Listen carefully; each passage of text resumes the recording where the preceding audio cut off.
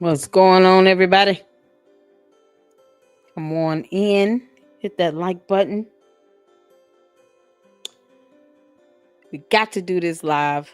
I don't think I would be able to sleep peacefully tonight unless I spoke on this interview Erika Kirk did with is it Jesse Waters? Jesse Waters? What's his name? Hey Dave Bryson, how you doing, man? How's it going? Long time no see. You good? How you doing? Jesus, come now. What's going on?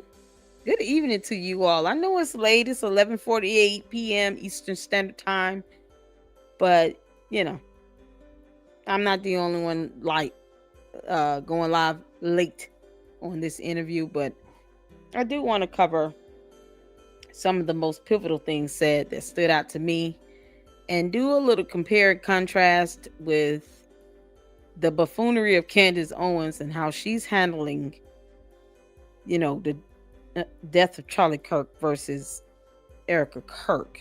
And I try my best to, you know, ensure that you guys see this pattern of behavior so that you can see how unnatural it is for Candace Owens to be so obsessed when Erika Kirk, and I mean in 3 major appearances, have shown so much grace and poise and tact in her presentation, how she speaks and how she carries herself. It is like night and day against Candace Owens. It really is. Hence why I titled this live stream, you know, this it's like a good versus evil thing, if I had to put it in layman's terms. You got a whole persona with Erika Kirk remembering and reflecting on her husband's life and legacy, and you got Candace Owens obsessing over his death. And I want you all to see the differences in these, between Erika Kirk's interview and Candace Owens' show that she did earlier this evening. So we're going to do Erika Kirk's interview. I'm not going to play all of it, but I want to play the parts that, to me, some of the points she made that stood out, that I feel would be applicable, especially to Candace Owens, especially when Erika Kirk was asked about the conspiracies. And I felt like that was her way of trying to tell Candace Owens to shut up. So, yeah, we're going to talk about it and address it. Make sure you guys hit that like button coming in. I want to make sure we have some more people come in. Either way, this might be a small audience. I don't know. I know a few people are live right now covering this interview. Shout out to my brother Jay with podcast. He covered it a couple hours ago, and while it was airing, and I was still working. So Mama still has a regular job, people. But thank you all so much for tuning in. I appreciate the support. And I just want to make sure I don't forget anybody so far. Hey, Connor, how you doing? Oh, what is Candace on about now? Yeah, the show she did tonight. I'm only going to play a portion of that so that you guys can see this huge night and day. And I pointed that out when I did the video about Erika Kirk receiving the Presidential Medal of Freedom, and it's on the Candace Owens playlist, where I titled the video, Candace Owens was rejected by all of Australia, basically, while, Erika Kirk receives the Presidential Medal of Freedom. One of them had a very bad day. So that was one of the few videos I've done where you guys can see this contrast here. And I just feel so bad for Erika Kirk's kids, because they got to grow up and they have to see the videos and all this content out here on social media. And it'll get to a point where it'll be hard for Erika Kirk to be able to shield them from it. And can you imagine what these kids are going to think watching Candace Owens' video? 12 weeks worth obsessing over their dad. One of which is 3 years old? Probably won't even remember. And right now, Erica Kirk is having to teach her kids, out of a horrible situation, about life and death and what's going on with their dad all at the same time and still remain strong for them. The last thing she needs to do is to sit here and worry about what Candace Owens is saying or the idea of having to tell her to shut up. But unfortunately, it's going to come to that point where it's going to be very blatant and clear. So that's what we're going to highlight. All right. Thank you all for tuning in. Hit the like button. I appreciate you guys. Um, I did see most of the interview. Some of it might be, new to me, but I did get most of it in. Hanging out with Jay Witt podcast, my brother in Christ. I was listening in in the background on it, so it was a good interview. I think for someone that's grieving and now the CEO of Turning Point and having to stay strong for the children. She's still a mother, um, and face all these conspiracy theories. Every little thing is being blown up. She can't even hug somebody without somebody thinking that she's out here messing around with him. Like it's just so ridiculous. It's so ridiculous. What's going on? Hey, Savvy, thank you. What's going on? Welcome to all the new people in the chat. Y'all get out the bushes. Come on into the chat and say hello. Everybody speak to everybody. I hope you guys are ready because I'm ready to start because I just really want to make sure we cover this and hopefully y'all can walk away with something, some perspective in this, I guess. I really used to love Candace. Now I feel like I never knew her. She is not the same. Exactly, Connor. And the worst part is this is why I went over a couple of those lawsuits, because she's one where she's a narcissist. She only cares about her image, how she feels, what she wants, what she thinks. And she doesn't care about anyone else. And that's the disgusting part. She does not care about anyone else. So if she cared, she would calm down. But nope, nope, nope. Her and the candy asses, they just insist. But a lot of people were in your position, Connor. I even played a clip of Cherie Denise. She's another content creator where she had to come out and what she felt. She didn't have to, but she felt compelled to come out and apologize to her audience because the conspiracy theories are hurting people. So, especially the kids. Instead of the boogeyman, her children probably fear evil Jews under their beds. Poor kids, exactly. You're a beautiful person. Thank you. Conspiracy is hilarious. Yeah. I can't take it seriously, so. All right, you guys. It's 20 people in here. Let's get on in here. Tag everybody. Now come on in here. Let's get to this.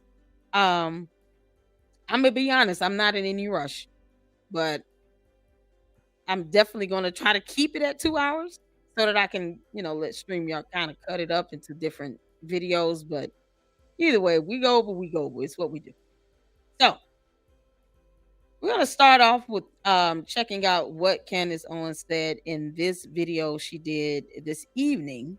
And I'm definitely going to cover whatever she says about this interview tomorrow because I'm sure she's going to have some thoughts and words. She's already said, well, Erika Kirk is now the CEO, and you got to naturally think that, when you're in that position, you're going to have to, catch some criticism and catch some heat. Well, okay.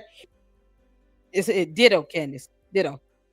This is why you should not be mad that the Macrons are suing you or that Australia does not want you because you understand being the so-called CEO of this platform of yours, comes with criticism. And you have to learn how to take the heat. Not sit here and copy strike Milk Bar TV's videos because you're not vetting who's coming into your book club. You will have just discussed it with what you're saying. Why don't you release that copyright strike and let people know how much you really value free speech, girl? Yeah, boo. All right, y'all. So, like I said, we're not going to start from the beginning, but we are going to get. I did a timestamp on it, and this is just the part of her show she did tonight that I want to highlight and focus on. I want to say it's about maybe about 10 good minutes, and then we'll get to Erika Kirk's interview. Couple videos. Fox is breaking it up into smaller time frame videos. So it's two of them I want to, play tonight.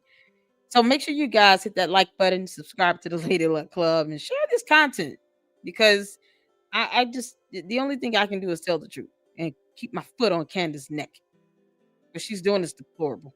All right. Put a 1 in the chat if you can see it here. Let's get to it. The establishment has never hated me more, particularly because I'm looking into this Charlie Kirk case. I'm not going to stop doing that. A couple of questions that I want to put out in the public, by the way, regarding that. But there was this riveting segment that apparently happened in July on CNN that I saw for the first time this morning as it was going around on X. And it's really amazing. And it really is just, I guess, how people feel about me in the establishment media in a nutshell. So let's take a listen to CNN.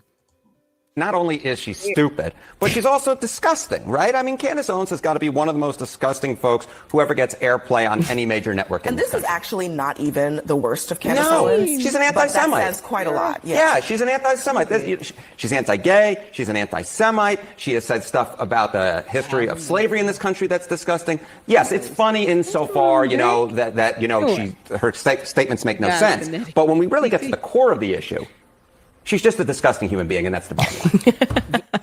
What's going on, C-Star? I'm sorry, but that's just objectively funny. It's funny because they're being serious, and it's funny. When we get to the core of the issue, yeah, she's an anti-Semite. Yeah, she hates women. She hates black people. When we get to the core, she's just a disgusting person. All right, cool. Let's keep plodding along. A couple of updates on the Charlie Kirk story. Okay, so that's an indication. You're going to sit out here and dish out all this nonsense. You need to be able to take it. Why play that if you don't have a problem with it? Because Candace, you're a hypocrite. And I understand you too much of a narcissist to know that on your own. But I don't mind pointing that out to you every chance I get. She's such a hypocrite. She sits here and talks about free speech because the Macrons hit her with a defamation lawsuit accusing someone of being born a man to which she has no scientific evidence to prove. And then she turns around and plays this clip. And for what? If you don't care what people think or say about you, why are you sitting here playing that clip? Why do you care? This is the hypocrisy that is Candace Owens here. So just keep that in mind. Something that is really bothering me in the back of my mind. Actually, a lot of things are bothering me, but here are two more things that are bothering me. Oh, dear God. Charlie was never rendered any first aid immediately. I know the security team, I know that one of them is supposed to administer first aid immediately. We don't see that happening. I've seen everything from different angles when he's down on the ground. Okay, did we not establish that the paramedics or the EMT services were not there in person at the event, or at least not present? They could have been on standby, but no one saw their physical presence. And even if you're security, unless you're certified to do CPR, you're talking about people being in shock. That you're trying to diminish their fight or flight response. If they're not trained to do that automatically, who says that the security has to automatically know CPR? They may not. Now, I think it would be a good thing if they did.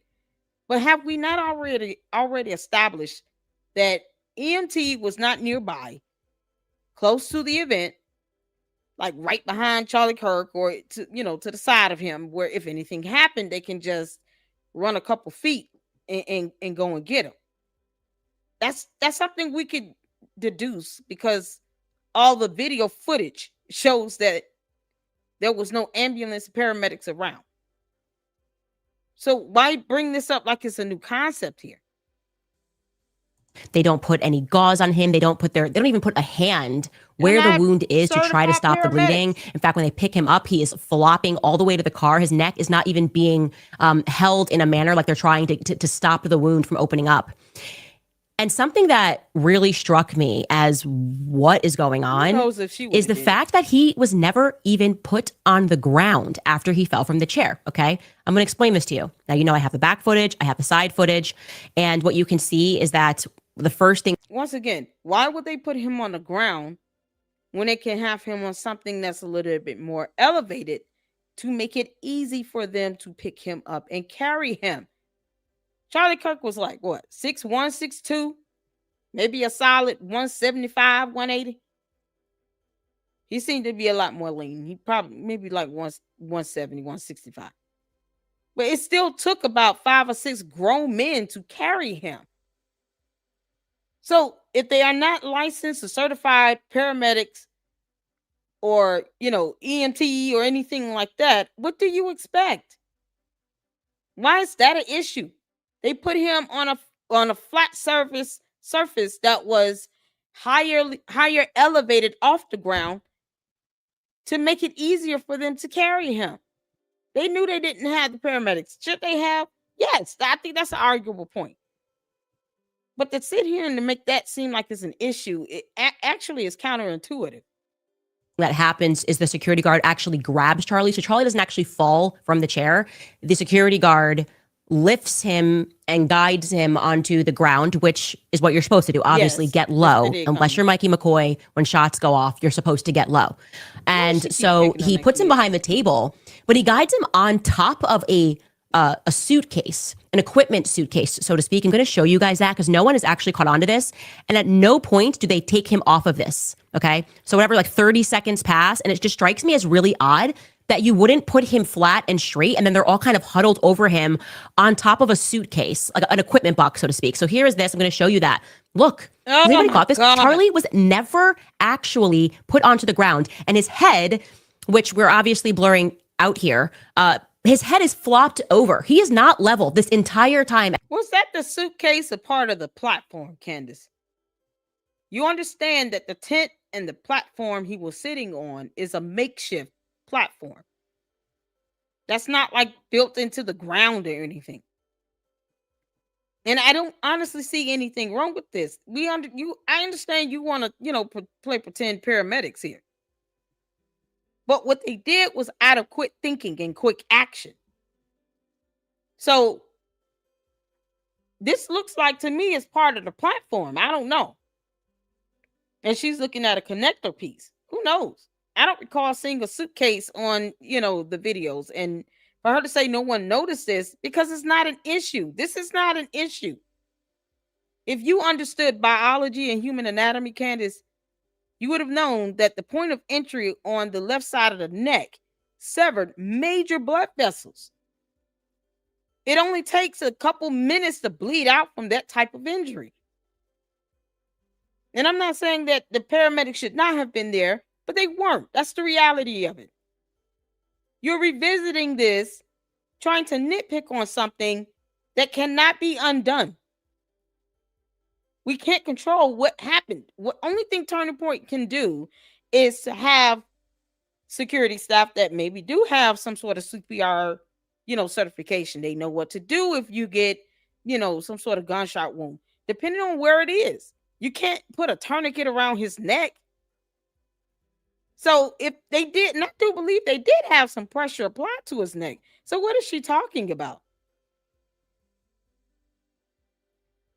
I mean, exactly. Were they supposed to waste time moving the case? It looks like it's part of the stage. But she keeps playing this. And that's the thing. She keeps going over this. And it's just, Erika Kirk, and we'll get to that part of the interview. She even said herself that she has not seen this footage. Why do you keep putting this out there, Candace? He has 2 kids that have got to grow up and see this. This isn't solving anything. What does that have to do with the actual suspect? Wasn't she supposed to be helping to discover if there was anyone else involved here? And not her theories with no evidence here. This has nothing to do with the actual shooter. Nothing. Only thing this is him being shot. But how does this fit into some grand scheme that other people were involved? As they are laying over him, they never put him on the ground. I find it very strange that those equipment boxes are even there. They're on either side of him, which is very strange. As far back as we could look, we couldn't see this sort of a setup. Everything is weird this day. And on the inside, they have these boxes. So I'm actually putting this out here because A, it's weird, but B, I am wondering, and maybe somebody can look this up, so I know everybody is looking at different angles of footage. If they moved that box that Charlie was on, if that box was moved before camera boy comes and removes the cameras, or was that equipment box still there? Doesn't she have the videos? Can't she watch this herself? Candace, why do you have a team if you're asking questions like this to your platform, you're either asking the question to put that out there, or you have not seen that part of the video. You're asking a question about it. Why don't you just look at the video and see if it was moved after that? You're still mad because the cameraman did not give you the video footage that you were demanding as if you were actually an FBI agent. You're not. Whether it was moved or not, the idea that he was still elevated higher than ground level is more important if you're talking about picking him up and having to physically carry him. It would not make sense to have him low on the ground. That's just common sense. That's only about 4 minutes that passes, and I don't recall seeing that equipment box in the aftermath. And it's just weird they kept him on it. Like, that's just not even in common sense scenarios. If I was there and I was not being paid millions and millions of dollars to secure the venue, like these individuals were, annually, I would know that you have to get a body flat to administer any sort of aid, to assess things. I actually don't know what they're doing for about 20 seconds, for about 30 seconds down there. I don't know what they're doing. They seem to be huddled up. Doing what? Well, perhaps you should have went and supported him despite the fact that he got married on you and he did not pick you. Why weren't you still supporting him and going to some of these events? You got over 5 million subscribers on your channel. You couldn't take a day and go and actually support him at the venue in person. He hadn't even been talking with her for a whole year leading up to his death. And now she's sitting here telling me, I have no idea what they were doing. Okay. Why is it imperative for you to know and no one else? Exactly are you doing? If you are not securing the wound, if you're not even trying to get his head level, what are you doing? That's a long time to be down there, according to me and common sense. Just common sense. You got to do something. They don't even open their bag to try to administer any aid. And they're paid millions of dollars per year to do that. Anyways, the second thing, if you have that footage, if you can see if that box is moved, I would like to know if that box is still there in 4 minutes later when they start taking down the equipment. Second thing that is bothering me is, 1 millionth thing that is bothering me is Mikey McCoy's instant phone call. We've already discussed it. It's strange, okay? They're definitely lying about the fact that he's covering his ears, because I just saw more footage and he never stops this move for a single second, even when he gets way beyond and starts going left toward the parking lot and he's finally out of view. He never once puts this down. So still holding and maybe thinking what? It doesn't make any sense, okay? Anyways, I have been sort of not wanting us to engage in setting aside our common sense, obviously. The excuses that we have been given, none of it makes, the excuses make even less sense, actually. And the excuse that we were given about what Mikey was doing is like running in the back of my head. Blake Neff, who was... Yeah, no one else but you. Just you, Candace, and no one else. First of all, let me put it like this. There are certain interrogation methods that detectives use all the time to determine whether someone's telling the truth. Typically, when you recall an event happening, on average, if you're being honest and truthful, most people aren't going to recall second by second what happened. If you are able to do that, it's either because you've rehearsed it or it was premeditated and you rehearsed it. Or you're lying. Because it's the only way to try to, it's like getting ahead of it and giving way more detail and over elaborations than what's actually necessary.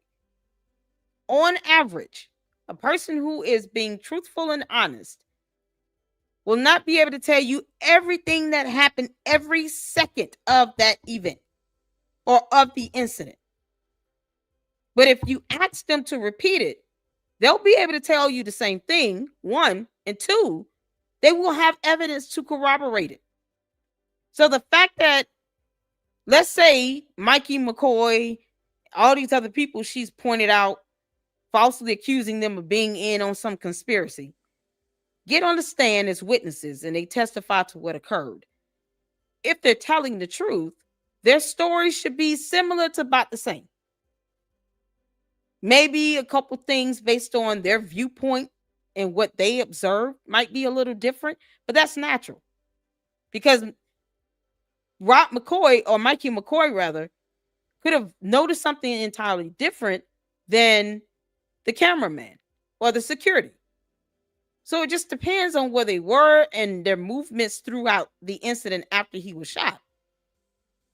But if you have to sit here and say what happened every second you were out there, you either pre-planned that like a script, kind of like what she's reading, or you are lying to try to cover something up. Overcompensation is a telltale sign that you're lying or that you've practiced this, because it's not normal to recall every little second you were making a move during an emergency incident like that, especially when you've witnessed someone get shot in the neck or get shot in period right in front of you. If that's not something you're used to, this is why we have the fight or flight response. But the fact that she's sitting here expecting that is so unrealistic. It's stupid. There, he's also carrying on Charlie Kirk's show, and he was pretty fired up about people asking questions about what Mikey was doing. And I just want you to listen to what Blake Neff says that Mikey was up to in those seconds. Now, like I said, we can track Mikey, okay? Here is what he says, just to listen to what I actually find to be quite odd about this. Take a listen. The shooting occurs. I am next to Mikey. Both of us hear a loud crack. We both turn. We both see Charlie, who has been shot. Both of us, I think at about the same time, realize that that means there is a shooter who is on the scene. And, you know, you just hear the crack, so you don't know, did it come from far away? Did it come from close? Is there a mass shooter unfolding right now? So I and him both had the reaction of, let's get out of here before we are both shot. That is not us abandoning Charlie. Charlie had a security team. They all leapt immediately into action, and they got Charlie out of there, which was what their job was to do. My job was not to get in the way and screw this up because, like, I had to be a hero. That was not my job. I remember even running past, both of us going past the SUV that we came in on, and me thinking, should I get in that car? And then thinking, no, that's a really stupid thing to do. And then I kept going. So I was not with Mikey, or I don't remember being with him. I think I was ahead of him as we left. Yeah. And then we get out, and I run for... Yeah, see, do you all see now what I was just saying? She just literally corroborated that one piece of fact right there. She just acknowledged that to be accurate. Because that is what happens when you are recalling a traumatic event like this. You hear him even say, I can't recall where we were at that time. Let me go back. Because this is part of the technique that investigators are going to use when they do question them as a witness. So the idea is to see whether or not the story is consistent. Is it going to be the same every time you recall it? And is it going to have some level of corroboration? Do you have others that can attest to the same, story that you tell or your rendition of it? Is there video or photos to support it? Those are the three main things that investigators look for. Candace Owens, I know you did not know that. You're welcome. Because you're not that smart, girl. But as you can hear him saying this is part of that technique that investigators use to determine the truthfulness of what you're saying. So she's corroborating some of it, and yet she's talking about, I don't like little lies here. Or can't have been more than 15 or 20 seconds. And then I realized there hasn't been another shot, so the shooter has likely been detained or stopped or something. Still holding and maybe thinking what? It doesn't make any sense, okay? Anyways, I have been sort of not wanting us to engage in setting aside our common sense, obviously. The excuses that we have been given, none of it makes, the excuses make even less sense, actually. And the excuse that we were given about what Mikey was doing is like running in the back of my head. Blake Neff, who was there, he's also carrying on Charlie Kirk's show, and he was pretty fired up about people asking questions about what Mikey was doing. And I just want you to listen to what Blake Neff says that Mikey was up to in those seconds. Now, like I said, we can track Mikey, okay? He doesn't know. Here is what he says, just to listen to what I actually find to be quite odd about this. Take a listen. The shooting occurs. I am next to Mikey. Both of us hear a loud crack. We both turn. We both see Charlie, who has been shot. both of us, I think at about the same time, realized that that means there is a shooter who is on the scene. And, you know, you just hear the crack. So you don't know, did it come from far away? Did it come from close? Is there a mass shooter unfolding right now? And the question would be, is Blake Neff a security guard? Because I'm sure that the security guard has some sort of protocol in place in the event something serious occurs to Charlie Kirk. But if naturally, we don't expect the security guard to be certified to do CPR or understand how to, you know, how do you stop the bleeding from major blood vessels in the neck? You can't do a tourniquet. The only thing you could do is put maybe a patch on it, like the paramedics do carry. It looks like a Band-Aid patch, but it's sticky and it kind of seals the wound up. But that's based on the extent of the damage. That's based on the size of the actual entry point of the bullet. All of that is contingent on what type of damage you're looking at to the muscular tissue on the neck. Even if they put pressure on it, you can't stop the excessive blood flow because of the high pressure of the blood flowing and pumping through that internal carotid artery on the left and the jugular vein. 2 major blood vessels. I even covered the human anatomy portion of that in the first video I even did on this. And that was the reason why, so that people can see and understand what the damage could possibly look like based on the point of entry. And all you have to do is pull up some sort of, you know, human anatomy video to see, okay, when someone's shot in the left side of the neck, you know, what's the possible damage here? Is it concrete? Not every bit of it is, because we don't have an autopsy report. But just based on the video and the point of entry, all I did was pull up a human anatomy 3D model, a video, to show what blood vessels actually lie inside of under that muscle on the left side of the neck. I mean, how do you stop the bleed unless you have a patch? And that's only if that hole, the entry point, can be contained. This is insane. It's saying Blake Neff is the producer, so I highly doubt he's security. So I and him both had the reaction of, let's get out of here before we were both shot. That is not us abandoning Charlie. Charlie had a security team. They all leapt immediately into action, and they got Charlie out of there, which was what their job was to do. My job was not to get in the way and screw this up because, like, I had to be a hero. That was not my job. I remember even running past, both of us going past the SUV that we came in on, and me thinking, should I get in that car? And then thinking, no, that's a really stupid thing to do. And then I kept going. So I was not with Mikey, or I don't remember being with him. I think I was ahead of him as we left. Yeah. And then we get out, and I run for, can't have been more than 15 or 20 seconds. And then I realized there hasn't been another shot, so the shooter has likely been detained or stopped or something, not in immediate danger. I pause, I look around me, and I see Mikey. And I see Mikey there. And I will never forget what I saw, because I've seen Mikey almost every day for the past 2 years. I know his personality very well. He's a very bubbly guy. He's a very happy guy almost all of the time. And I'll never forget what I saw, because it was clear in the moment that he was profoundly freaked out. What I'll always remember is the way his lip was quivering, which I'd never seen before. And you very rarely see from someone that he was freaking out. And then I think he literally said, that's natural. He's 23, 24 years old. He's young. He's probably never witnessed anyone get shot in front of him like that, especially someone he knows and is very close to, and was his boss. I mean, this is part of the fight or flight response here. What Blake Neff is describing is that fight or flight response. Naturally, you're going to think either to get down or just run away from the danger itself.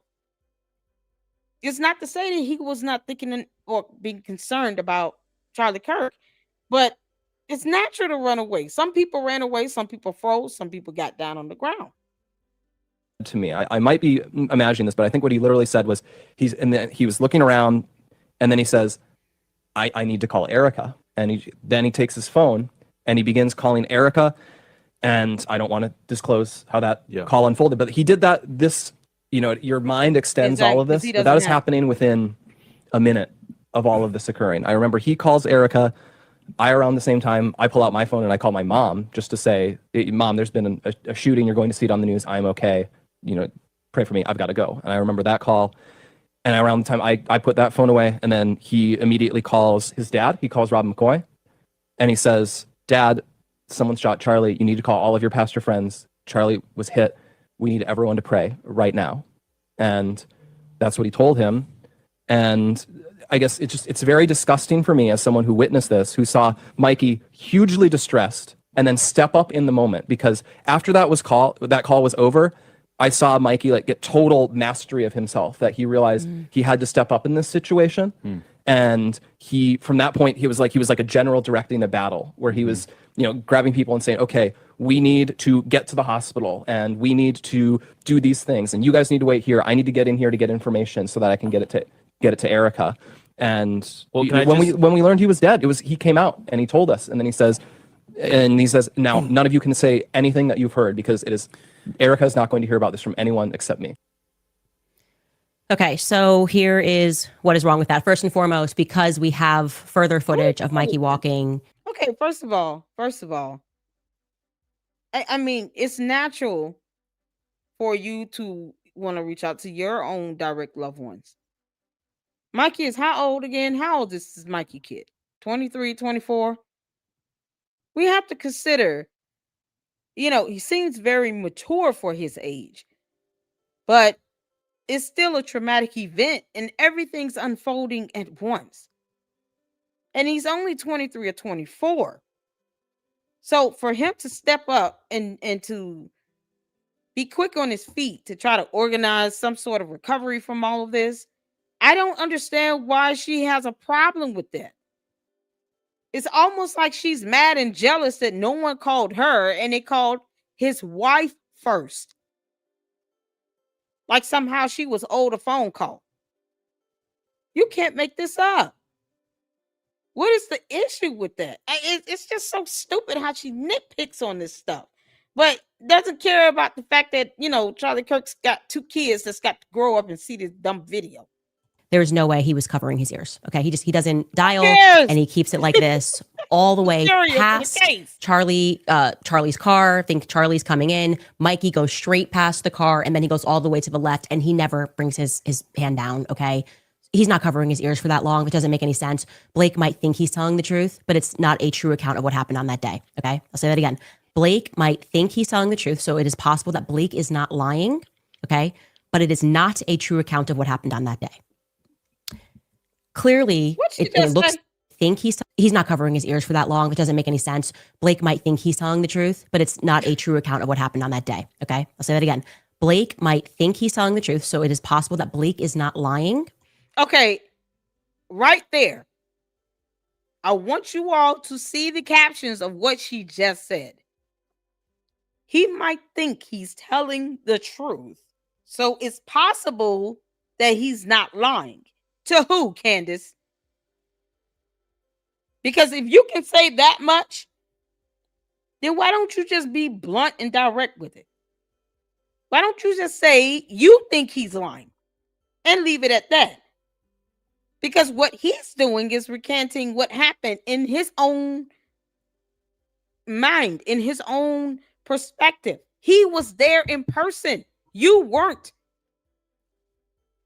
So what he's recanting and recalling can also be corroborated with other witnesses and video evidence. So you can't say he's lying when he's got other witnesses and video evidence that can attest to that. Whether the young man was covering his ear the whole time or not is irrelevant. That is not material to the investigation. And I can guarantee you that if that question was asked by Mikey McCoy, how long did you have your hand to your ear? It would be objected to as irrelevant. What does that have to do with anything? See, this is what she doesn't understand.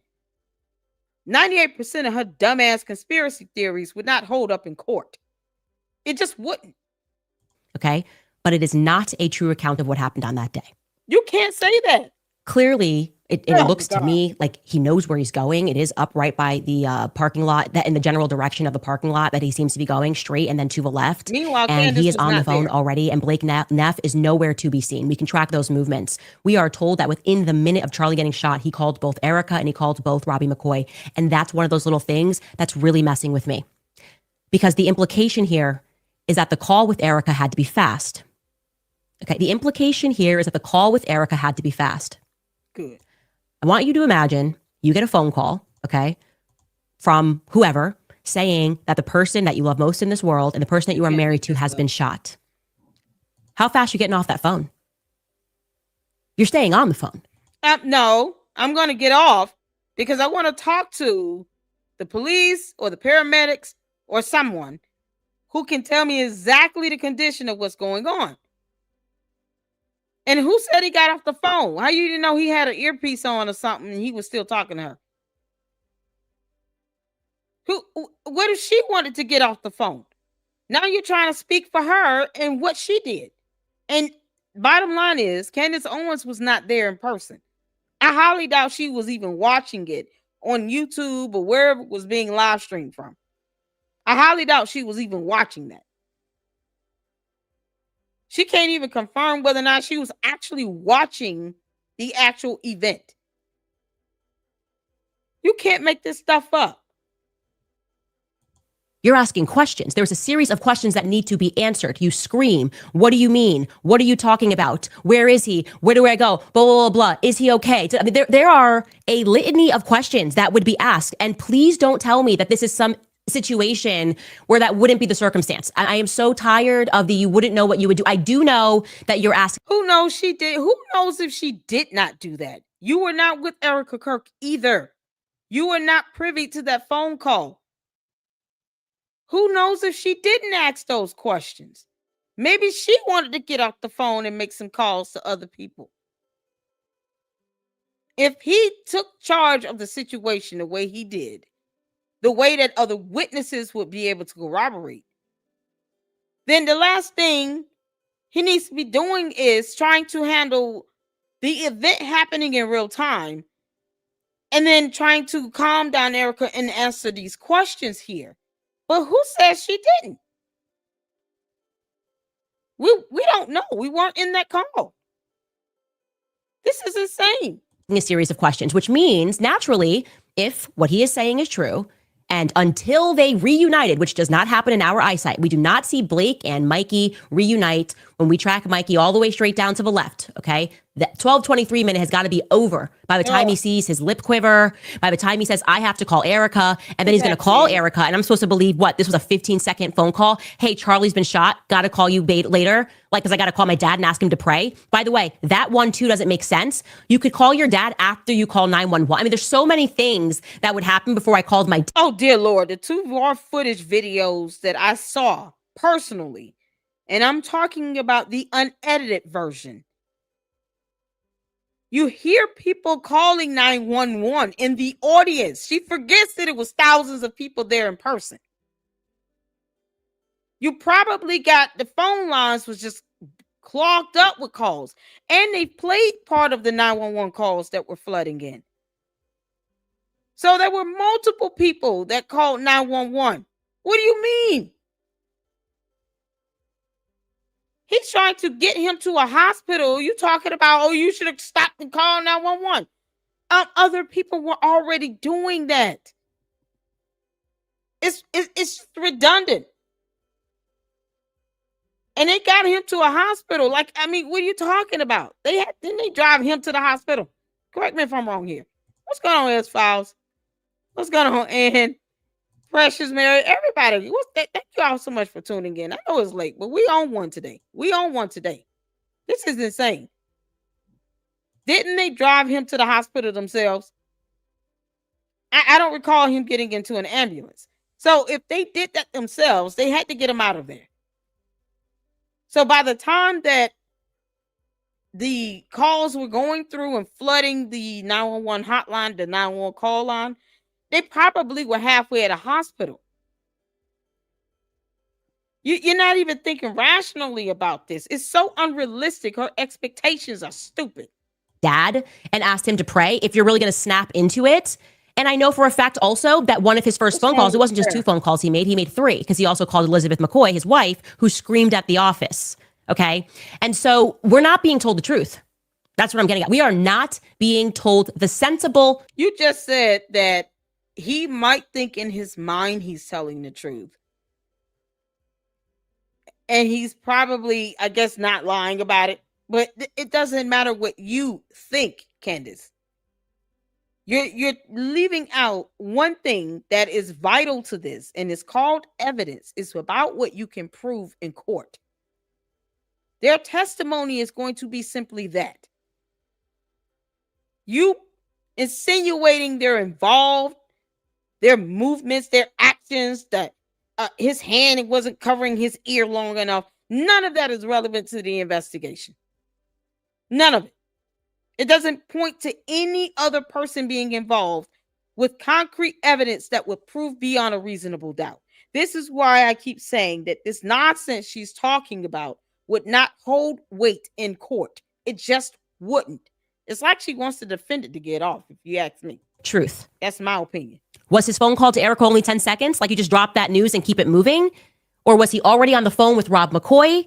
What happened? Okay, I need clarification, because no, you don't. Every day that goes on, it feels to me like Turning Point is engaged in a cover-up. And there's no other way to say this. There's no other way. I don't care who at Turning Point tweets. I literally do not care. I will breathe. Turning Point, do not tweet. Erika Kirk is showing you all how it's done by not responding to Candace Owens directly. And guess what? I don't think she is. Not if she has to respond, she's going to respond with a lawsuit. You know, because you released her husband's medical file without her consent. But if she responds to anything, it's going to be a response with some legal action behind it. Turning Point needs to stop responding to Candace Owens. That's the problem. Content creators and independent journalists like myself, I can sit here and report on this all day. But I don't work for Turning Point USA either. But they need to stop feeding her bait. Stop feeding the monkeys, Turning Point. Don't feed the monkeys in the zoo. And y'all can take that how you want. Fire on all of you. I know how these events work. Why was the event confirmed so quickly when it was requested so late? Answer these questions. I need answers to these questions to understand what happened on that day.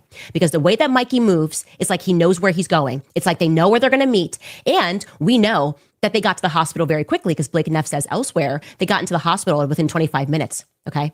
They knew, that means they knew instantly where the hospital was. They knew which direction to go to, the communication that's flowing. I think Frank said he was on the phone while they were in the car with his family members. Don't quote me on that. So all of this happened. You instantly got to the hospital, which... Let's think about this, what she's saying. It took 25 minutes to get him to the hospital. In the same time frame, it probably would have taken the paramedics to show up. And who said that they did not research hospitals near the event or near the campus before they showed up? That would be part of logistics. Let's figure out what the emergency X's are. What's the emergency plan in place? What are the nearest hospitals, trauma care units around in case something happens?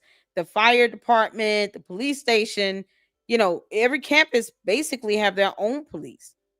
UVU have their own campus police.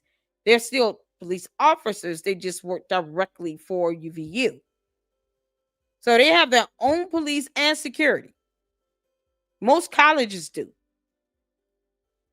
So if they were able to get him to a hospital within 25 minutes, that's impressive, considering the fact they had to carry him physically by hand and get through traffic, bob and weave to get to a hospital. This is unbelievable. By the way, the hospital was put on lockdown when Charlie came in. That's what we were told. That happened. They let Mikey and the Turning Point boys in. Maybe that's true. It sounds like it is true. Obviously, we know that you were there when they came out and said that Charlie had died, according to Blake Neff and according to Frank Turek's testimony. But a lot of this little stuff is not making sense. Have they given testimony, Candace? This is not court. YouTube is not court. For you to try to say that they're lying is unbelievable. It will be corroborated with other witnesses and with video evidence. You just sat here and basically said, obviously it's true. It's standard also because I worked in hospitals. When you have like high profile patients that are celebrities or public figures or elected officials, there is a certain protocol that's put in place to lock it down because one, he was shot by someone in front of national television, in front of thousands of people. What you don't want is for the shooter to get to the hospital and to try to do something else again.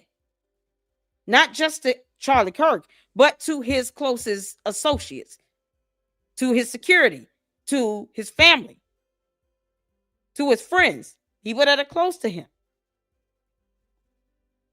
And why would Mikey McCoy and David, what's his name, Frank Turek, why would they not be in the hospital room with him?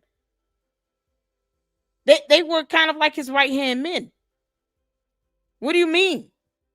This is what I mean by her being jealous because no one told her. She left out the loop, and now she's mad because she was not included. Candace, you're not that important, girl. Sense. Okay? It's not making sense. And you cannot tell me that to dispel this rumor, right, by letting people see the call logs, by letting people see the video footage would somehow hurt the case. Because that's the BS they're selling us right now. Like transparency would hurt the case. And like I've said, if transparency would hurt the case, then it's because you don't have a case. Okay? If transparency... You can't make this up. There is a reason why the FBI does not release evidence related to an open pending investigation. One, they don't need everyone looking at evidence that could be used against someone in a court of law. Two, it could taint your jury selection. The jury pool can be easily tainted. We're already talking about a high-profile murder here. It's already going to be difficult to get 12 peers on a jury that can be neutral, impartial, and non-biased. The more you sit here talking about release information, the more exposure the case has, and you're giving the upper hand to the defense, to the witnesses, to those, if there are other people involved, you're giving them a defense if you tell them everything about the case. Candace Owens does not know how court works, how laws work, how FBI investigations work, the CIA. She doesn't understand those concepts, how planes work, Egypt and Israel and something corroboration. The Department of Defense, military contractors, subcontractors. She doesn't understand those concepts. So for her to be confused, Candace, all you got to do is Google. It's a Google search. And look up why the FBI, or I mean, even not just the FBI. If you're talking about a state prosecutor, you need to read and research as to why they don't do that. Many reasons why they don't release all the evidence to the public. For goodness sake. Would hurt the case, it's because you don't have a case. And if you're telling me that your phone logs on that day would somehow hurt the case, you are asking me to be an idiot. And I can't be an idiot. I can't pretend that I was born yesterday. You're lying. They're lying about the phone calls. They're lying about the timing of the phone calls. The phone calls don't make sense. Just want to say that. I'm going to chill. I'm going to get a little fired up. I said I wasn't going to do that, but I'm getting fired up again. Okay. Now I am hoping. Yeah, because she's trying to get more views again. Because if you guys haven't noticed, her views have been going down with each video because people are starting to wake up to see that she's obsessed and something is wrong with her. And all of this is unnatural. She has a whole husband and 4 kids, and yet she keeps obsessing over the death of one man. She claims she was close to him, and yet she can't prove recent communication between the two of them within the last 12 months. You can't make this up. Hopeful that we're going to get some more clarity in the future. And something else that I want to say, building on yesterday, the feeling I'm getting that they were positioning Mikey to be the new Charlie. Well, here's another little fun fact. Obviously, after Charlie died, there were no new scheduled posts on his YouTube page, meaning like, on your YouTube page, there's the live section. That's where you guys are right now. They had the live videos of people at the memorial event. But in terms of like scheduled posts to go out, they didn't bring back his YouTube channel and start scheduling those posts until after the memorial event, which makes sense. It would have been all hands on deck for the memorial event. And when they came back and began scheduling posts on Charlie's channel, the first post they scheduled was Mikey McCoy's speech. It was a picture. I'm going to show you this. Look, so it goes in order from bottom to top. So you see you've got Charlie and Ben, you've got Charlie and Jack Posobiec, you've got Charlie, and then it stops. And then when they... Oh, I'm sorry. Are we skipping over She Forgave with Erika Kirk here? Or here with Erika Kirk? Is she forgetting that? I don't understand. Is she overlooking the videos that got Erika Kirk in it? She's not even mentioning it. Y'all see something wrong with this picture? How you skip over the videos that focuses on Erika Kirk? Bring the channel back. Even before they put Erika's speech, they put Mikey McCoy and his wife. I don't like it. So what? I don't like it. I don't like it at all. This stinks to high heaven, okay? Of all the speeches you could have picked to put first, right? You could have picked J.D. Vance. You could have picked Trump. You could have put Erika. Erika's was second. You put Mikey McCoy and his wife. What's going on? Anyways, I am hopeful that some more points will be clarified tonight when... Yeah, okay. So let's get to the video. Every single one. First of all, before we start, make sure you guys check out this full video in its entirety, the interview, because now we're going to get to Erika Kirk and see a huge difference between all of the buffoonery coming out of Candace's mouth that would not hold weight in court. Your so-called doubt and shiftiness on this means nothing when it comes to proving beyond a reasonable doubt when you have no evidence. At the very least, that's just seen as your opinion, and it's still god-awful. So now we're about to see Erika Kirk's interview. It's two videos I want to show, and I want you all to pay attention to her demeanor, how she speaks, her delivery, her poise, her attentiveness. Just pay attention to all of this because it's going to be a huge contrast from what we just heard. You need to say, God, I am willing. Use me.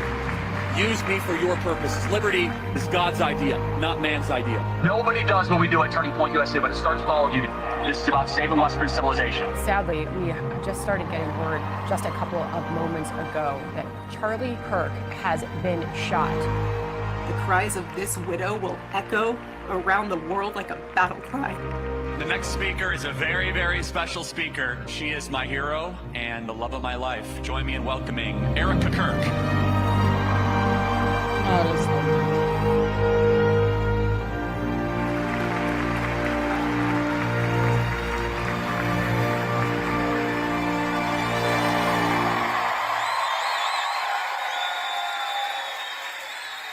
For over a decade, one movement surged through college campuses all across the country. What started off as a small group of conservative debaters turned into one of the most influential organizations in American politics, Turning Point USA. And the man behind it? Charlie Kirk. Charlie's star grew, but his mission stayed the same: empower young Americans to embrace faith, freedom, and family, and open debate. But everything changed on September 10th. Charlie's death was a turning point for the country. We all remember where we were. I don't think Candace is being, she chops up videos to fit her moot point that would not hold weight in court. So I don't think she's recalling the videos correctly either. And she forgets that there are multiple videos of people that were out there recording, many of which recorded after the shot, because who was expecting that? The people that were recording prior to that, they've posted their videos up. The FBI, the prosecutor, they're using some of those videos. So it's just, it's so many videos out there that could probably debunk Candace. And it's just, she's insane. She has lost her mind. When we found out Charlie died. And we remember how we felt, sickened, and then resolute. Charlie's gone, but his mission is far from over. Today, the new chapter begins, and his widow Erika is taking the reins. Fox was lucky enough to get unprecedented access behind the scenes with Erika and the whole Turning Point team. They're picking up the torch and carrying a movement that Charlie created. And from here, it's only getting bigger. But to understand how we got here, we have to go back to how it all started. And that's where we begin. My exclusive sit-down interview with Erika Kirk.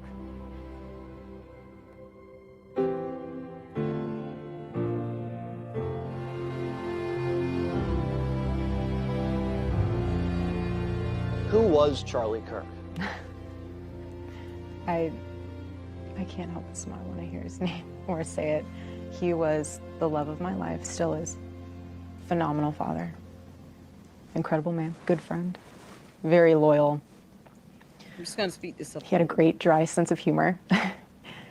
He built something so incredible, and he was a bridge in our country, meaning he had the gift of communication.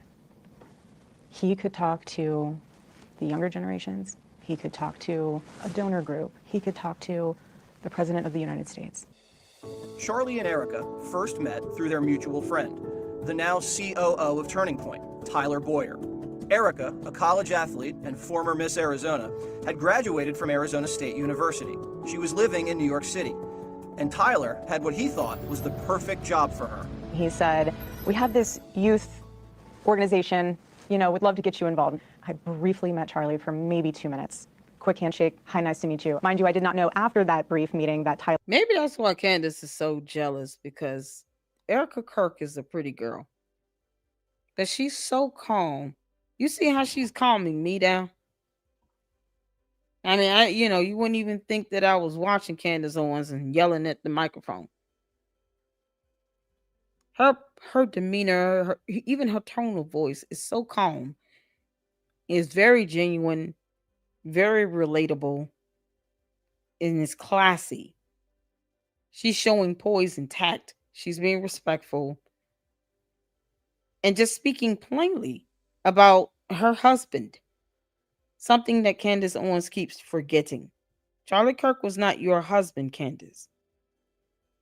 He was Erika's husband.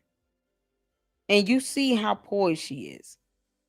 And Charlie had sat down, and Tyler was like, this is the girl that I need to hire for something with regard to the faith component of the outreach that they were trying to start. And he was like, so next time you're in New York, you really should sit down with her. And then that kind of sparked into everything else. They did end up having that meeting in New York, and what started as a job interview quickly drew the spark that Erika was talking about.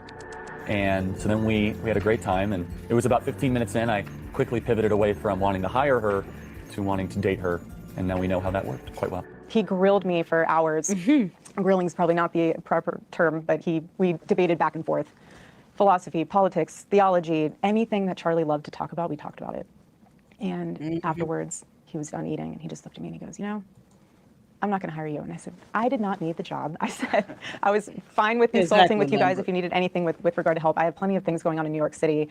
He said, I'm going to date you. I said, you don't want to just be friends for a little bit? And I told her I had enough friends and that I didn't want to be friends with her. So that was kind of a non-starter. But if she wanted to date, that would be great. I had enough friends. And I think she still finds that to be very funny, but I meant it. And I tried to process that on the walk home, and that's when I called my mom. And she was like, oh, are you working with them? Are you going to get a job with them? And I was like, no, but I got a boyfriend. It was a moment I literally had to walk home to process everything that just happened, because again, the Lord knew that I needed a man that was going to be so assertive, not play games, not say, yeah, let's just be friends and see how it goes. Let's just talk it out. No, he was so direct. He was so clear. I want to date you with the intention of marrying you. He didn't want to waste his time. He didn't want to waste mine. When did you know you were in love? He knew immediately. And I knew there was something there. But I, prior to that, was praying that if he was to be my future husband, that the Lord would make it so clear that I would have such a peace about it, outside of it wearing a suit, outside of work-related events. And he just was amazing. That's awesome. Turning Point meant a lot too. This campus was just 2 buildings at the time, but the organization was already well on its way to becoming a force in American politics. You know, it's funny about leftists on college campuses. They think they're being rebels. Yet all their friends are liberal, their teachers are liberal, the music they listen to is liberal, the textbooks they read are liberal, the entire culture they live in is liberal. They're being conformists. If you want to be a rebel on campus, be a conservative on a college campus. There's nothing rebellious about that. We would just engage with everything. That there was no separation between his work life and his home life. And I was so proud of him. And I would tell him, baby, you don't have to rush home. When you come home, home is waiting for you. I was never the type of wife that looked at my phone and said, okay, you better be home at 5 o'clock for dinner when I have it on the table. Never. I said, home is here for you when you get home. Dinner will be ready whenever you're ready to eat. I will never make you feel guilty for pursuing what the Lord has put on your heart. Did you know right away that Charlie was destined for something larger than life? Charlie has a great disposition about him, so I knew that he was never going to be just, he operated, everyone knew this, the way he operated his life, he wasn't going to waste time, he wasn't going to waste the one life that the Lord has blessed him with. When you get married to someone you love, you never think, oh, I mean, at least we didn't, what our future was going to look like. It's not that you sign up for something. You just marry the love of your life, and however that unfolds, it unfolds, and we both have very similar understandings, and I knew, obviously I knew his life would be important. All of our lives are important. You see, and I'm glad she said this, because this goes to the whole nonsense of Candace Owens talking about, well, you know, you're the CEO and you're subjected to criticism, and, you kind of just take the heat simply because you represent the company. But yet and still, this is not what she asked for, but it was a blessing passed down to her from her husband. Something he created and built. Something that he catapulted forward. And of course, naturally, her being his wife, she would be the next person in line to inherit the company. So you get people like Candace that sit here and think that, she targeted Charlie or somehow knew all of this was going to happen down the pipeline, and that his company, this Turning Point USA, what he built, would end up growing to this large scale to what it is today. She was like, I just married the man because I loved him. I didn't think that this would blow up to this point, and I certainly didn't think that I would end up being the CEO because he was assassinated on national television. But she's carrying it with grace. She's very poised and tact in her delivery. And she's still trying to juggle grieving the loss of her husband and having to be a mother to 2 small children. But all I cared about was loving him and being a wife to him. Exactly. Being a mother to his children. That to me was so much more important. Everything else, I could care less. Charlie was so disciplined. He had his routine. I know. He worked out. He did. He did his reading. Yeah. Are you now stepping into that? Him and I are very similar from the standpoint of making yourself a better person as life goes on. We all live many lives, and we all are constantly trying, at least Charlie and I, we're constantly trying to improve ourselves. We always worked out. We had the same trainer because him and I are athletes. It always goes back to the basic and simple things. He loved eating clean. He loved all of that stuff. But something that was so powerful about Charlie is that he mastered self-control. He mastered, he would say, know your nature. He mastered that. He perfected that. From the standpoint of, yes, he was very hard on himself. I have the journals to prove it. Very hard on himself. But he held himself to such a high standard because he wanted the people that were around him to be better also. And he wasn't going to be a leader that told people what to do and not do it. He worked so hard. He did. He was the hardest working person in my business I've ever seen. Was that hard for you guys to balance that work and the family? So when we first started dating and when we were first married, we would travel everywhere together. We were on the road 350 some days out of the year. And then once we had our first child, it was an adjustment period because I wanted to be home with our little one. But he was so good about always wanting to come home. Always wanted to come home. And I wanted to make sure that he wanted to come home. Again, that's why I never said, what are you doing? Why are you gone? Why are you traveling so much? I never had those questions because I knew his heart and I knew what he was doing was so important. And he always included me in it. And there were times where I would go to his events and there were times where I wouldn't, but it was a family-oriented mission. So I never once was threatened by that because I was a part of it. He wrote you letters. Charlie wrote you letters. I know. Every week? Every Saturday. So he would turn his phone on. I hope Candace is listening.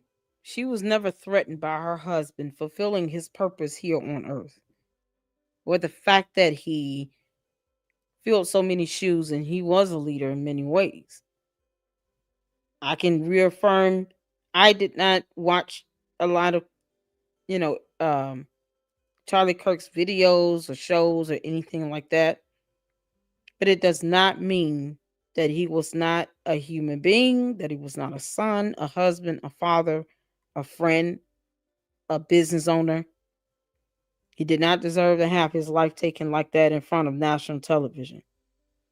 And all Candace Owens wants to do is hopper on his death while Erika Kirk is reminiscing on his life and his legacy. That speaks volumes in and of itself.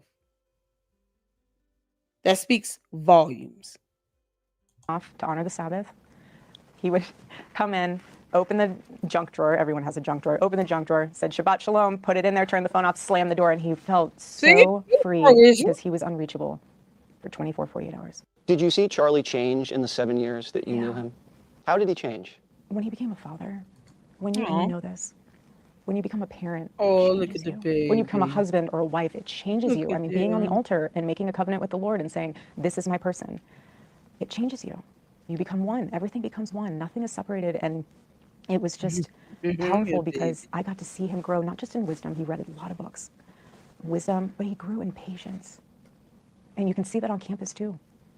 You see the evolution of him going from holding the mic all the time to then putting it down, taking a sip of his tea, throwing in a throat coat, and just listening. You could see how he evolved into this incredible man who he mastered himself. He became more tranquil as he grew older. He did, and that was a huge testament to his faith because he realized more and more, this is not about Charlie Kirk. Is there one thing that you know about Charlie that no one else knows that you want to share? Okay, so he would name all of my daughters and my son's stuffed animals, every single one of them. His favorite animal was the platypus. It's so random, but it's so funny because it was such a utility animal, and it's not even an animal you would think of. And I remember when I went to the San Diego Zoo with my child. That's adorable. He will name the kids stuffed animals. I'm just, not the hopper on the negativity and the demon that is Candace Owens right now, but you can imagine what her show is going to be like tomorrow, trying to respond to this. It's going to be something else. I don't think that Candace Owens knows boundaries, nor does she care. She certainly has no respect for the rule of law or investigations or how court works or any of that. I can imagine what her response is going to be tomorrow with this, because she's got to be watching this and just seething and just jealous and envious to the core, because she sounds like a scorned lover, like she was friend zoned and never got over it. Doesn't handle rejection well.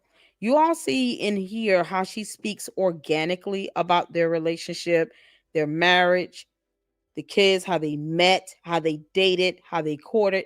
And then you compare that to Candace Owens' 18-day dry run with George Farmer and how they went from meeting each other to getting married in 18 dang on days. And how that seems so forced and coarse. Candace barely even talks about her husband like that. But she obsesses over Charlie Kirk every day for 12 weeks straight. This is what marriage is about. It's marrying your best friend and the love of your life. You don't hear Candace speak about like Erika Kirk does about her own husband. Candace doesn't talk like this. So if anything, because we can sit here and throw out random things that we feel and believe in our opinions all day as well, Candace. It seems like you rushed to marry George because you were trying to make Charlie Kirk jealous. That's my opinion on that, and I'm sticking to it until she proves otherwise. Of my daughter. And we found the platypus shirt there, and I had her put it on, and Charlie was like, how did you find that shirt? And I was like, we just so happened to go to the zoo, and they had a platypus. He was blown away. I'm glad we didn't embarrass him too much there. Yeah. We saw these clips go viral afterwards about him being a father. Let's look at some of those. Okay. It's so fun. That was a great day. Aww. Look at the baby. Burgers in New York City. And right near this very table was the first time Dad met Mama. And it started as a job interview. And I was asking all these questions. Philosophy, religion, Jesus.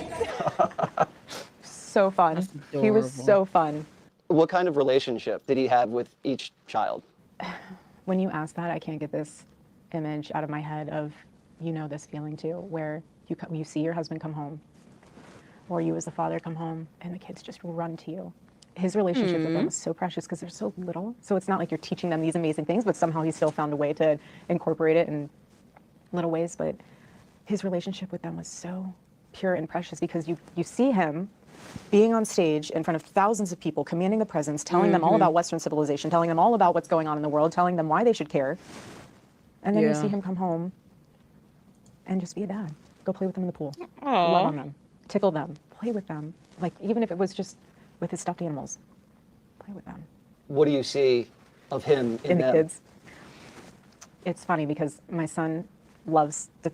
Yeah, we did go over that. Shout out to you, Common. We actually went over that as well in a separate video. It's on Candace Owens got a darn playlist here. That's how ridiculous she is. But you know, we got to keep calling out these false lies and nonsense and this evil stuff that she keeps putting out there. But we did cover that. And I'm glad he said that. I'm glad he said, unless you have evidence to prove any of this stuff, you need to shut up. Because it's hurting people. You're falsely accusing people of being involved in a murder of someone. That is highly defamatory, especially with no evidence to connect them. That would hold weight in the court of law. I can't stress that enough. No one cares about her opinions, but facts don't care about her feelings either. It is about what you can prove in court, not how wild here your conspiracy theories are. So all this stuff that Candace is talking about would not hold weight. Most of it would be deemed irrelevant. It's insane. Y'all make sure you guys hit that like button. Thank you so much for tuning in. We're on one tonight. I had to do this. I couldn't go to sleep until I, spoke on this interview.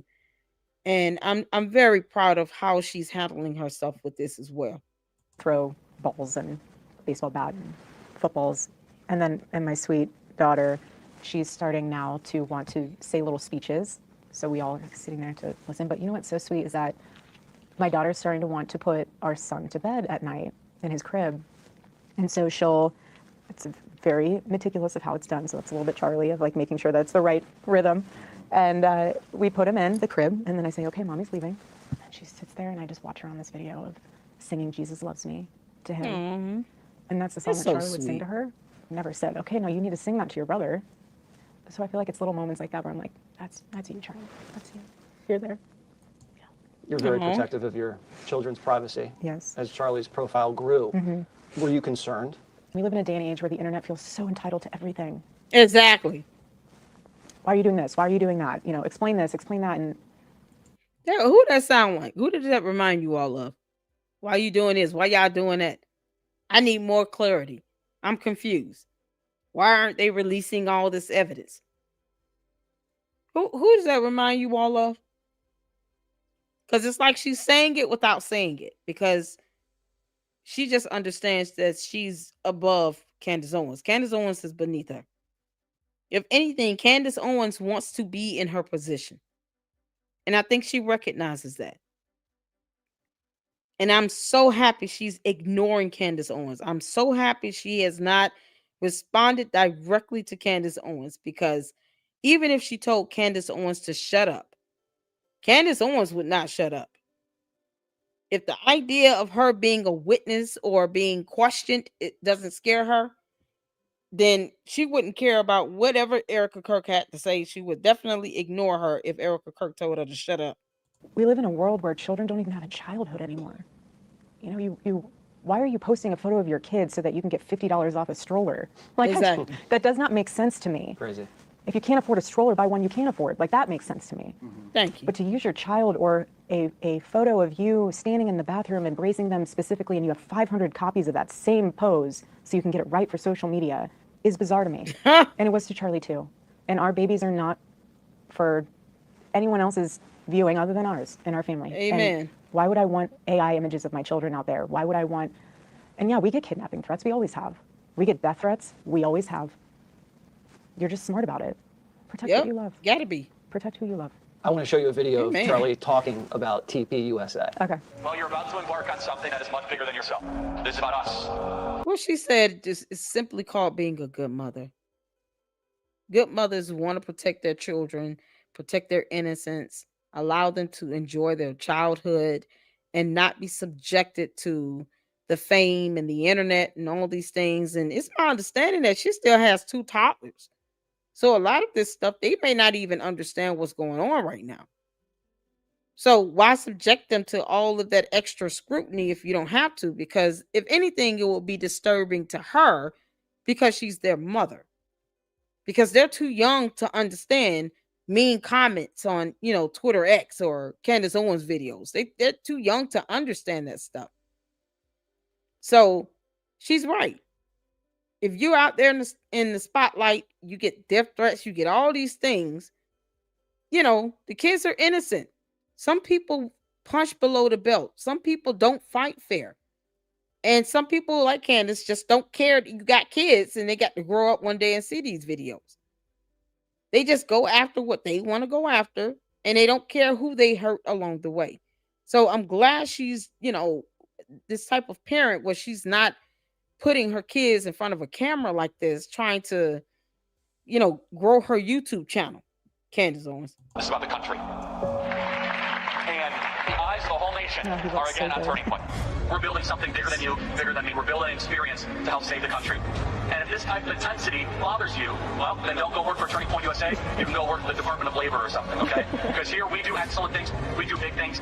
We make history here at Turning Point USA. It's going to be early mornings, it's going to be late nights, but you all get to know that you're doing something rewarding. That is not just, a career, you check the box, but lives will be changed. How blessed are we that we get to be here celebrating the country, and this is our job. It's pretty awesome. There's the one thing that I hear from speakers throughout all the years. Your team is so impressive, and they're so young. Why is it, everybody? Because for us, we hold ourselves to a higher standard. This is not just another DC gig. This is about saving Western civilization.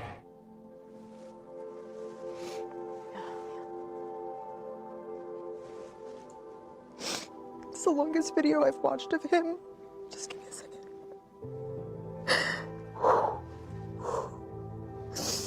Take your time. Yeah, man, wow. Charlie was on a mission to save Western civilization. Did you know that's what you signed up for? Well, no, I didn't sign up for anything. I just married the love of my life. Just so happens that that's what he was doing. Tell me about the day before the shooting. He was at the office, and we were going to meet for dinner beforehand with a dear friend of ours who I wanted to just be with us and pray with us before the event. It's no hidden secret that stuff on campus is heating up. You see people on campus coming on with guns prior to the event that happened with Charlie, the assassination with Charlie. And so I know that, you and I even talked about how I used to say, Charlie, have you ever thought about wearing a vest? He would nod to that and be like, I've looked into it. But he would always say, if they're going to get me, they're going to get me. He wasn't afraid. Wouldn't have mattered anyways if he wore a vest. Erika's mom was dealing with a medical issue, so she stayed in Phoenix to care for her. She planned to join Charlie at the... Let me be clear for all the people in the back that missed what she said. It would not have mattered if he wore a vest either way, especially considering where he was shot. You could tell the shooter was not even aiming for his chest because that's a larger part of the body. So that would be a lot easier to hit if they were aiming for his chest. And plus, if you're even trained a little bit with being a marksman, you kind of plan in your mind that this person could be wearing a vest. So let me make sure I aim for the head or the neck or something that's exposed. So when she says it would have mattered either way, is in consideration of where he was shot, the entry point, a vest would not have covered that up. So, some people think that, he missed or he was off and it landed by the neck. Whatever your viewpoint is on that is semantics. It's the fact that it was not a direct aim for his chest, because the shooter would have just aimed for the chest.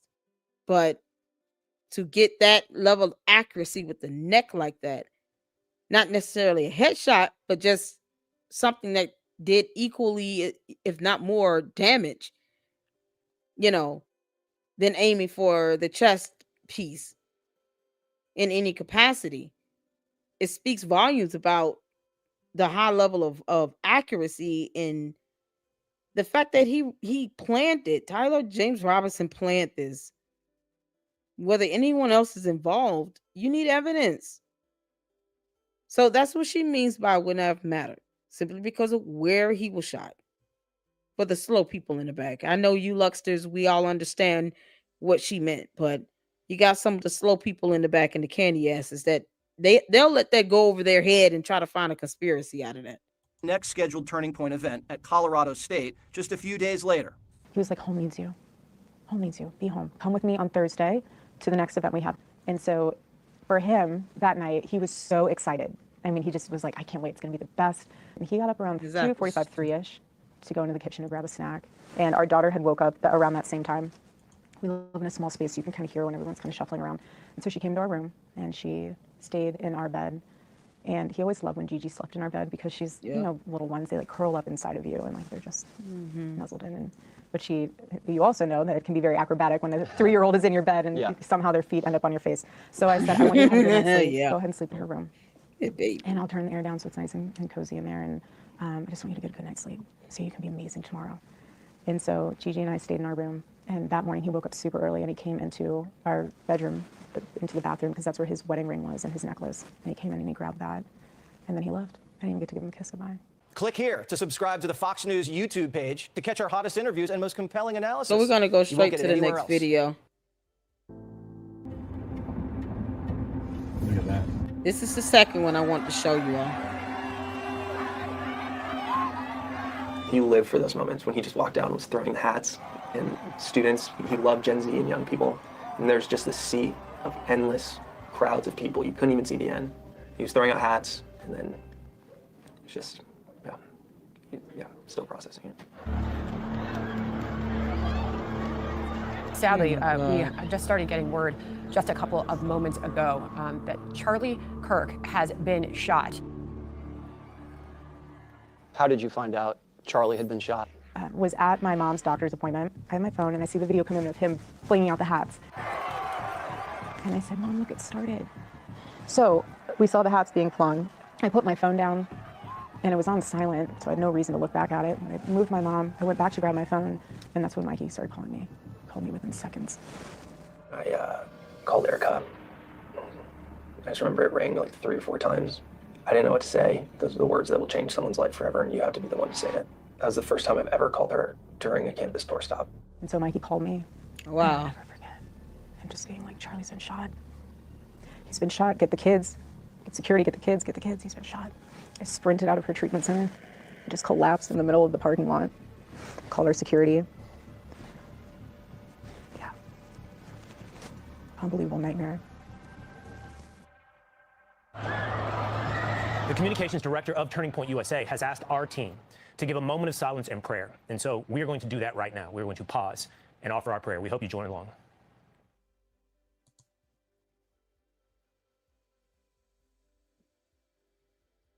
However, and to whomever you pray, I hope in this moment that you can pray for Charlie Kirk. There was a moment there where people thought Charlie would survive. Oh my God. There were so many things going on at that one moment. It was so hard to actually know and hear what was going on because you're getting phone calls in and out. And hindsight, the way the bullet hit him, he died instantaneously. He was pronounced dead. He died on the scene. But I'm so glad he didn't suffer. Excuse me. I'm so glad No one deserves to suffer. But him, of all people. So he literally blinked and probably thought he was raptured and looked around and was like, where's everybody else? He blinked and he was with the Lord. And you wanted to see Charlie immediately and came up. Take us through that. We landed in Utah, went straight to the hospital. When you walked in, everyone was it was a scene from just a horror movie. Everyone is so rattled to the core. Officers, law enforcement, hospital workers, our team, everyone is just shaken. And we get into the room. One of the law enforcement guys comes in. It's very sweet, but what do you say to someone whose husband just was assassinated so publicly? He said, I've been doing this for 30-some years. He said, I will never tell you that you cannot see your husband. Right. He said, but I, in my professional opinion, think that you should wait to see him once he's at the mortuary. Because I don't think you want to see him like this. The room got quiet because half the room knew it's probably a good idea. And the other half of the room was like, there's no way she's listening to you right now. And I responded back to him and I said, with all due respect, sir, I said, I want to see what they did to my husband. And I want to give him a kiss because I didn't get to give him a kiss this morning. Oh my God. And I said the same thing to the doctor. When the doctor came in, I said, I want to see my husband. He said, I'll make sure that happens. And I did. And I got to see him. And when we walked into that room, he still looks so alive. I mean, because he just, and I'm just so glad I saw him because you know this when you see someone pass at the mortuary. They never look the same when they're at the mortuary. They have awful makeup and they're cold. And he was still warm and his eyes were slightly open. You know, it was so powerful, Jesse. He had this smirk on his face. It was so sweet. He had this smirk on his face where it meant three things to me. First, that he died doing what he loved. The second was that he was at peace. And I gave him a kiss. Gave him a kiss. And then before I left the room, which was one of the hardest moments of my life, was leaving him in that room. Excuse me. I looked at him and I thought to myself, that smirk to me is that look of, you thought you could stop what I've built. You thought that you could end this vision, this movement, this revival. You thought you could do that by murdering me. You got my body. You didn't get my soul. Do you know how many transgender Americans have been mass shooters? I just want to pause here for a moment just to kind of give, some thoughts on this. I was watching this part of the interview earlier on Jay Witt in his live stream, and questions came up about her patting her eyes and stuff. And let me tell you all something. When you're crying like this, and I'm personally, I'm not big on makeup or anything like that. But when you're crying this much, the last thing you want to do is be overly abrasive with how you're wiping your eyes, your nose, and all of that, because, the excessive friction, all of that can make it a little raw. Plus, she's crying, but yet that's a problem. If she didn't cry, that would be a problem. So you can't please everybody. I think it's a minute thing to even have to entertain. At the end of the day, she has to relive this every time she sees or hears a video. Anytime she comes across this information, it's like she has to relive that moment over and over and over again. And it is not justifiable for anyone like a Candace Owens to obsess over this for 12, 13 weeks straight, including this evening where she still plays a part of the video where he's laid on top of what looks like the platform to me, and it's blurred out, you're basically reliving this moment of his death over and over again in your mind, Candace. You really think that's healthy for Erika Kirk? You really think she wants to relive that moment of having to see him in the hospital deceased like that? If for nothing else, that should be at the forefront of your mind, because none of your dumb conspiracy theories are going to hold up in court either way. So what's the point of doubling down on stuff where you can't produce concrete evidence yourself? And you put Erika Kirk through this time and time again. That's part of the reason why I want to show that little portion of Candace Owens' show. Candace Owens is harping on this man's death, and Erika Kirk wants to remember his life and legacy, the good memories, the life she shared with him, not be reminded of his death over and over and over and over again. Because Candace Owens wants something to make sense, and she's bringing in over 5 million people into this. How is that being fair to her, to Erika? Over the last 10 years? Too many. By that time, the video was everywhere.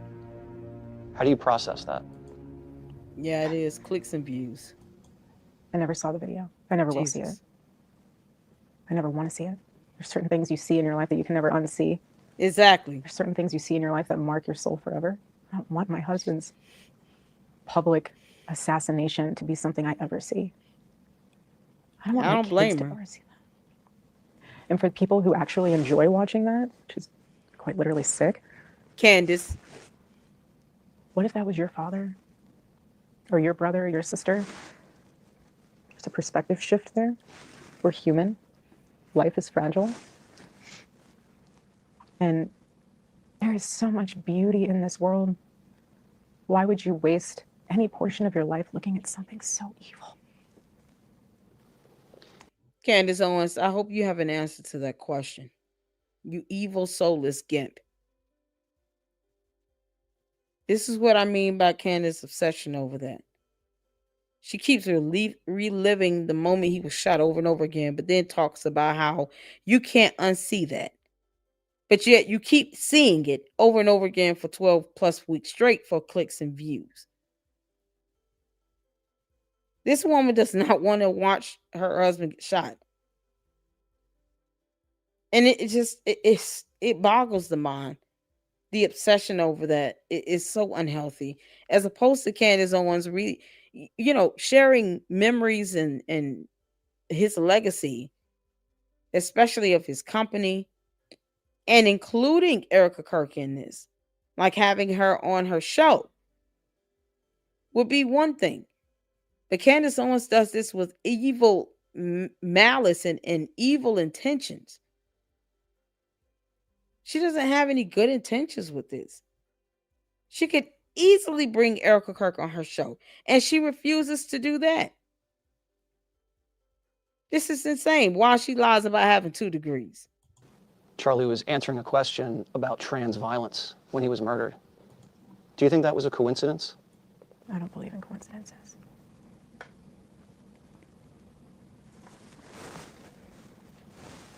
Do you think they've caught your husband's killer? So, something I'm so grateful for is that we have one of the most incredible teams for this case. I would never wish it upon anybody to have to go through what we are going through. To have seen the autopsy report, to have seen the different evidence portions that have been collected, I trust our team. There's other theories swirling. So if she trusts the team, she trusts the investigation, she knows how this case is being built because she was his wife. Why is Candace Owens out here trying to dismantle the case? Because nothing makes sense to her, because she wants to feel like she's a part of something. Why is she doing that? Everything Candace is doing is counterproductive. If Erika Kirk believes the investigation to be built upon seeking justice and believe that they caught the person responsible. No one should care about what Candace Owens thinks. No one should. They're no longer asking questions. They're just throwing out theories, and they're not considering the pain that it continues to invoke on his family. Let's not forget about Charlie Kirk's parents. Somebody posted up a clip of his parents grieving at the private funeral. And the mother is just standing there like a statue, just shaking and distraught. She lost her son. And none of that, for some reason, to Candace Owens matters because she's too busy declaring war on Turning Point. Around about Charlie's assassination. Right. How does that make you feel? When everything happened, my phone died and became a black hole. I just didn't turn it on for weeks on end. I've intentionally insulated myself. Let me go back a little. There's other theories swirling around about Charlie's assassination. Right. How does that make you feel? When everything happened, my phone died and became a black hole. I just didn't turn it on for weeks on end. I've intentionally insulated myself because I need to guard my heart, and I need to be there for my kids, and I need to be there for Turning Point. And what I've realized through all of this is that everyone grieves differently. Everyone is trying to figure out, and I don't blame them, how does this happen? How does somebody become so radicalized where they can justify this in their own head? Exactly. We just lost one of the greatest voices of our generation. Why? How? Why? What's behind it? Like, everyone's trying to process this. And I respect that. But where my heart is just asking for some grace is for the ones who were there that day. Thank you. They have to relive that every single day. Thank you. He didn't die in a car accident. He didn't die from cancer. He was assassinated. Thank you. And the difference between this and... Candace, I hope you listening. You wanted Erika Kirk to tell you to shut up. Here it is. Aside from her literally looking in the camera, breaking the fourth wall and saying, Candace Owens Farmer, I want you to shut up about my husband and this death. Shut up. She's saying, I just want some grace. Think about the people that were there that had to witness it in person. And I have to correct myself because I didn't know that she was not there. She was with her mother. Her mother had a doctor's appointment. So she was with her mom. Because I thought she was there. And I'm glad she wasn't there because that's something you just can't unsee. And she's not interested in watching the video because she doesn't want to, put herself through that extra level of misery here. Everybody's not a soulless narcissist like Candace Owens. So, the average person with a soul and a conscience and warm blood pumping through their veins would probably not want to see that over and over and over again for 13 weeks straight. So her reaction to this is very normal and reasonable here. Sir, he was assassinated. Thank you. And let me go back. This is for the ones who were there that day. Oh, I'm so glad they have to relive that every single day. He didn't die in a car accident. He didn't die from cancer. He was assassinated. And the difference between this and previous assassinations in this country is there was no social media. There was no AI. I can tell you how many fake images are out there of all of this. And again, my only request is that just please pray and consider and think about whatever you put online because it's going to impact these kids in the future.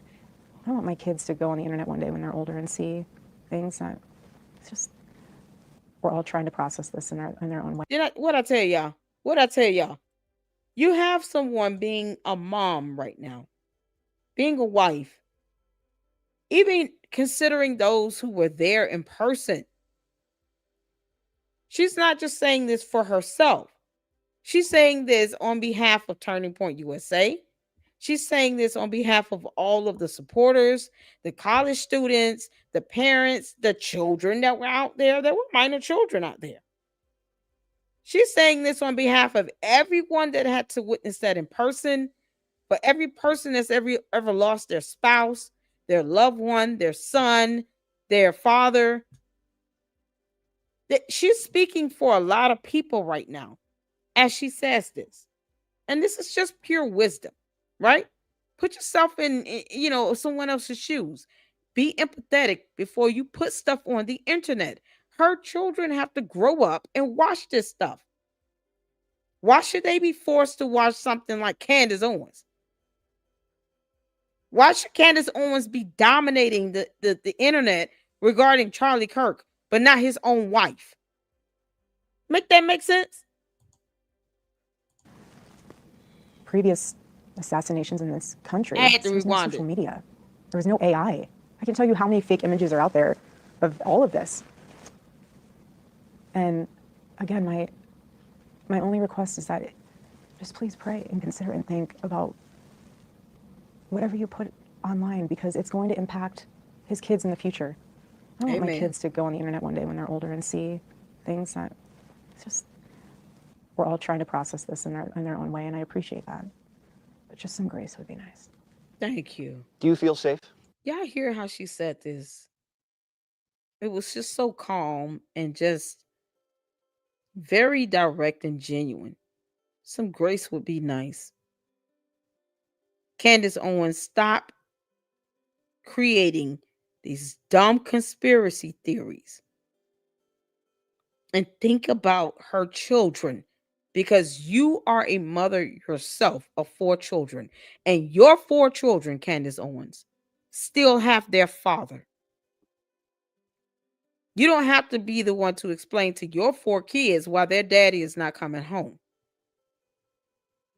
You don't have to tell them what happened so that they can cope with him not coming back home again in the flesh.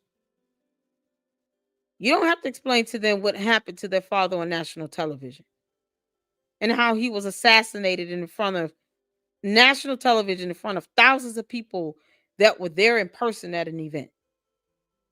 Erika Kirk has to do that.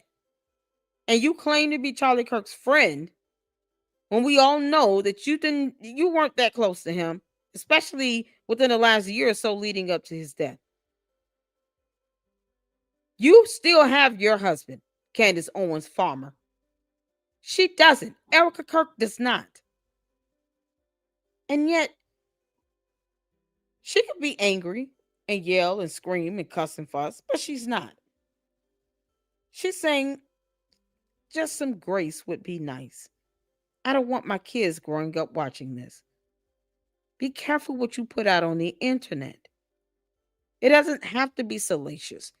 It just needs to be factually accurate and genuine in your reporting. It's called integrity, and Candace Owens has none, no integrity whatsoever. None. I do. What are they going to threaten me with? Going to heaven sooner to be with my husband?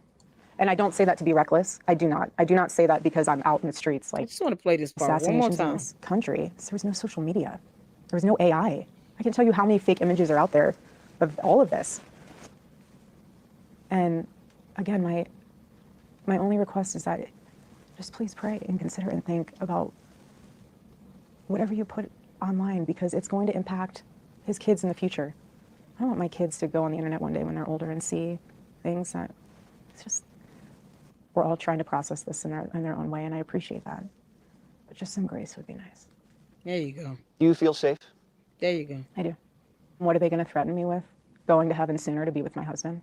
And I don't say that to be reckless. I do not. I do not say that because I'm out in the streets like, here I am, come find me. And it's not at all. It's a fearlessness that's rooted in the understanding that I will have my day and my time, whenever that is. When the Lord knows that I've completed my mission. And I'm not afraid. Charlie wasn't afraid either. We never lived in fear. If we did, we wouldn't get anything done. And I can't help run alongside this mission of Turning Point USA and raise my babies with fear. I can't. That's not a life to live for anybody. What's the hardest part of your day? The nighttime, always. I'll tell him about my day. I talk to him all the time. But the nights are the hardest. Being in a bed by yourself. Rolling over, trying to goodnight kiss that's not there. And anyone who's a widow knows what that means. Yeah. Look at that. Excuse me. It's so easy to take the little things for granted, but you know what's so interesting? I was thinking about this the other day. It's so easy to be in a position of feeling regret when you lose someone you love. And I tried to read a book by C.S. Lewis because he lost the love of his life. He was only married to her for 4 years. I think it's called A Grief Absurd. It was a very hard book to read. Not because it was about grief, but because in the opening pages he talked about how angry he was with God. Mm. And I've never felt that. Wow. Angry with God. Never have been. Never have I questioned, why, Lord, are you putting me through this? Why are you testing me? Why are you? Because God is so good and he's so sovereign. And I know he uses everything, even what the enemy meant for evil. And I have no regrets. And I think that that's the word of God. What the devil meant for evil, God will turn it around for good in your favor. Why walk around with anger? And even if she does feel some level of anger, even the Bible says be slow to anger. Not saying that you should not be angry, but be slow to anger. And that would include be slow to how you respond to that anger. Think about what you do and say out of anger, because it doesn't get you anywhere. If you're operating out of anger, you end up doing and saying things that you end up probably regretting, that God might not even be pleased with. I literally have to repent every day. But that's just part of being a Christian and recognizing that I'm not perfect. But I don't go without repentance.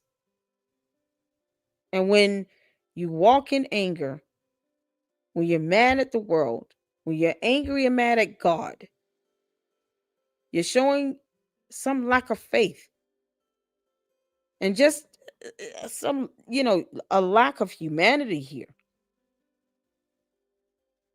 I cannot imagine. I can't imagine it. I've lost my dad and I still had to explain to my kids in some way, and they're a lot older, how to process that.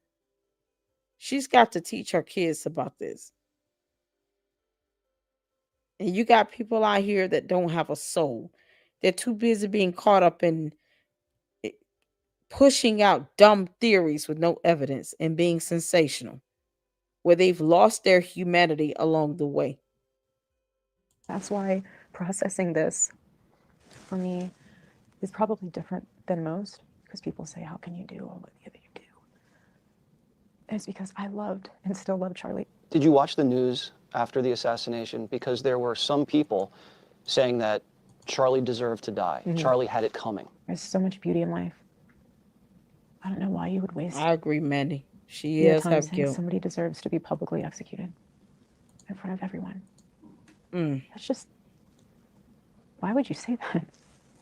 Again, that could have been your parent, your spouse, your loved one. You think it's funny until it's someone you love? I would just ask them to really reassess their priorities in life if they get a high off of watching someone be murdered.